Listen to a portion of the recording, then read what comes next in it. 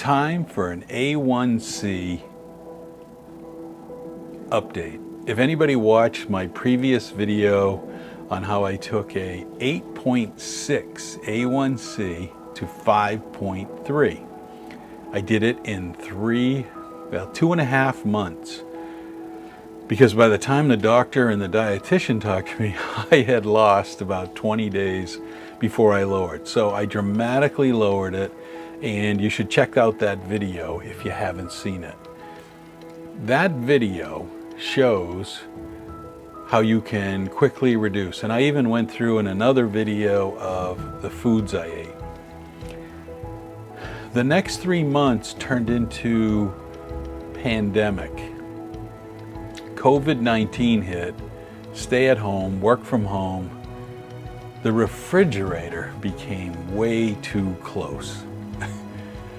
I don't know how to put this, but the doctor prescribed that in another 3 months, let's take another test. You don't normally go from 8.6 to 5.3, but you can do it. And I call it cut the carbs. No sugar, cut dairy as much as you can, no bread, cut the carbs, no pasta, no, and I say no. I know you're gonna sneak it in once in a while.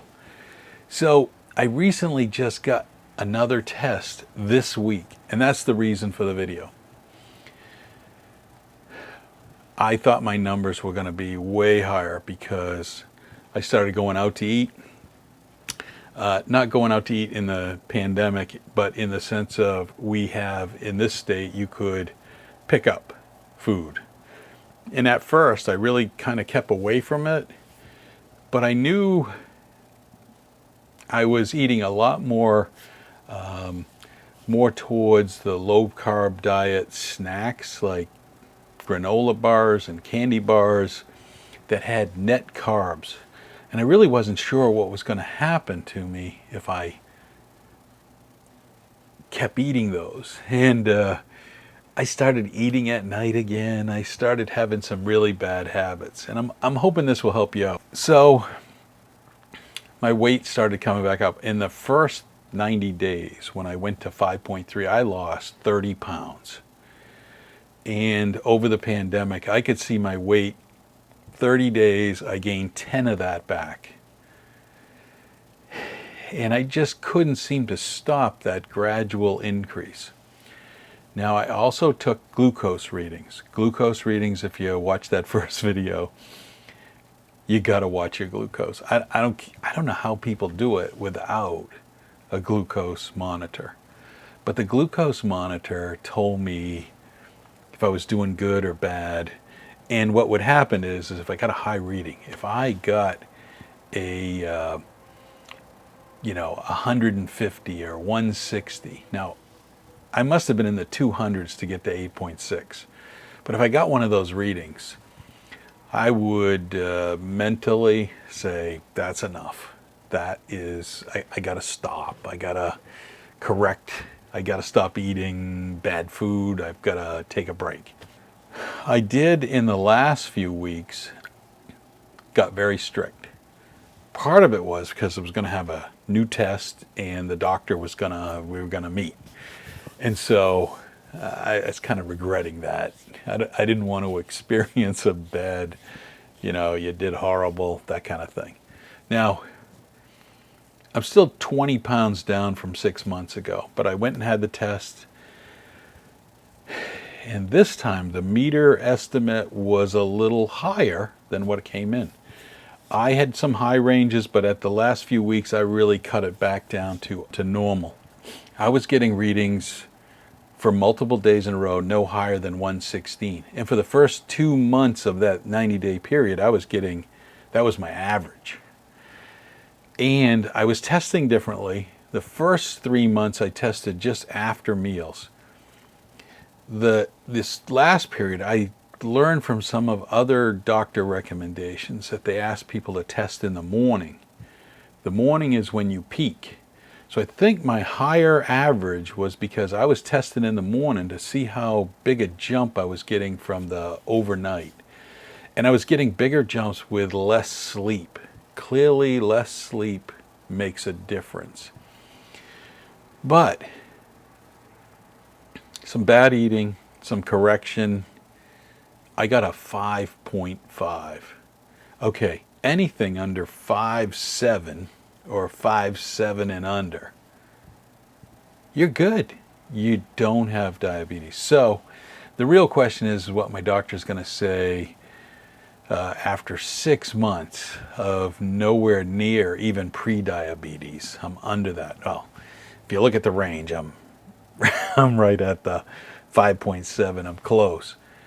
But I've made a drastic change in how to eat. And I'm just going to tell you right now, eat protein.